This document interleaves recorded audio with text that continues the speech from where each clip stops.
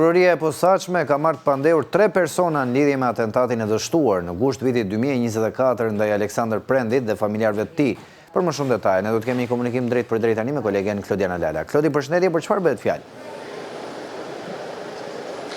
Po, Klevi, përshëndetje. Prokuroria e posaçme kundër korrupsionit dhe krimit të organizuar ka përfunduar hetimet dhe ka marrë të pandehur 4 persona që lidhen pikërisht me përplasjen me armë të ndodhur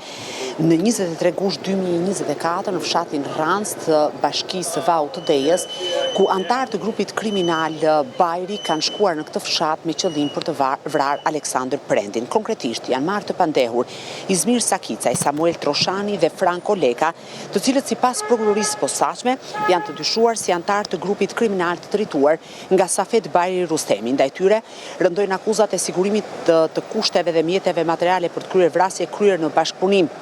në formën e veçantë atë të grupit të strukturuar kriminal në dëm të shtetasit Aleksandr Prendi, mbajtje pa leje armëve luftarake, grupi strukturuar kriminal si dhe krye veprave penale nga organizata kriminale. Ndërkohë, po ashtu është marrë i pandehur nga prokuroria e posaçme edhe Aleksandr Prendi, i cili akuzohet nga ana e prokurorisë së posaçme lidhur me akuzën mbajtje pa leje të armëve luftarake, grupi strukturuar kriminal dhe krye veprave penale nga grupi i strukturuar kriminal. Rezulton nga hetimet e prokurorisë posaçme kundër korrupsionit dhe krimit të organizuar se 2 grupimet ishin në përplasje të forta dhe në konflikte për shkak të prishjes së pazareve të drogës. Për këtë arsye, sipas hetimeve rezulton se Izmir Sakicaj, Samuel Troshani dhe Franco Leka, të cilët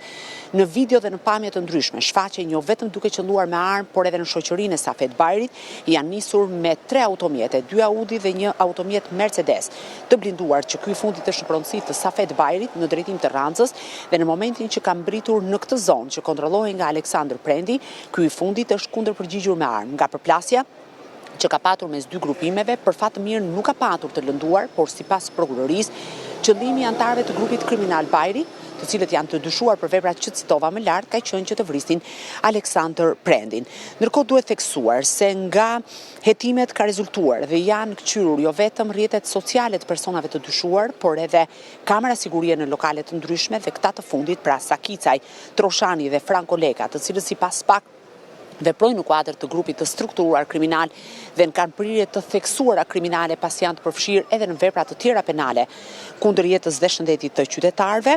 shfaqen jo vetëm duke qelluar me armë, por nga ana tjetër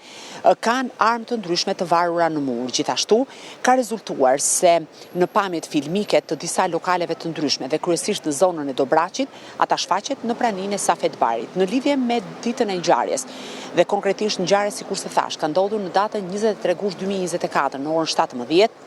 është ndaluar edhe Safet Bajri, i cili ka pretenduar se nuk ka asnjë lidhje me këtë ngjarje dhe se policia ka tentuar për ta dërguar në një servis në zonën e Lezhës, ndërkohë që personat e tjerë pretendojnë se kanë qenë duke kaluar rastësisht, por në momentin që kanë mbritur në Rancë, janë gjendur përpara breshërisë së armëve që janë qelluar në drejtim të tyre nga ana e Aleksandr Prendit. Por të gjitha këto pretendime të tyre janë rrëzuar jo vetëm nga pamjet filmike, por edhe nga mesazhet që janë gjetur në telefonat e personave të dyshuar, aty ku në fakt flitet pikërisht për planin për të vrarë Aleksandr Prendin. 2 personat janë të arrestuar, Sakica dhe Troshani, dhe janë në paraburgimin e Shkodrës,